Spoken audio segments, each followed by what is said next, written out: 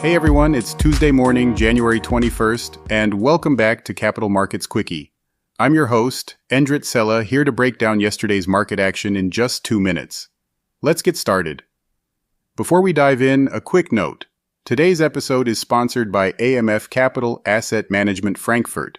For tailored investment solutions and top-quality mutual funds, visit amf-capital.de. So, President Trump's first day back in the White House was quieter than expected, at least when it comes to tariffs. Despite campaign promises of immediate action, the new administration held off on imposing day-one tariffs. U.S. stock markets were closed yesterday for the Martin Luther King holiday, but futures markets were open. Standard & Poor's 500 futures rose, and the U.S. dollar eased from its 2-year high. Investors seemed relieved that tariffs weren't implemented right away, even though many experts think it's only a matter of time.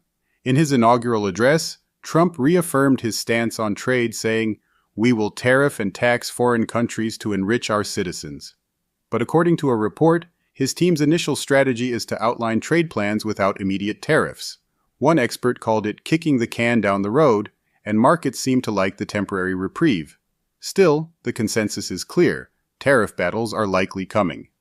Analysts have highlighted China as the toughest challenge, with little optimism for a major trade deal.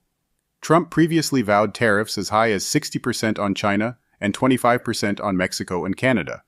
One potential game-changer could involve the International Emergency Economic Powers Act, a 1977 law that grants the president sweeping authority to address threats to the U.S. economy or national security. It's a legally untested option that could open the door to aggressive trade measures.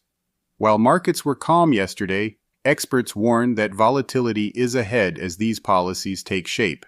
Some analysts expect Trump's first year in office to bring gains in U.S. equities and the dollar, but with plenty of ups and downs along the way. That's your recap for yesterday's developments. Thanks for tuning in to Capital Markets Quickie. I'm Endrit Cela, and I'll catch you tomorrow. Cheerio.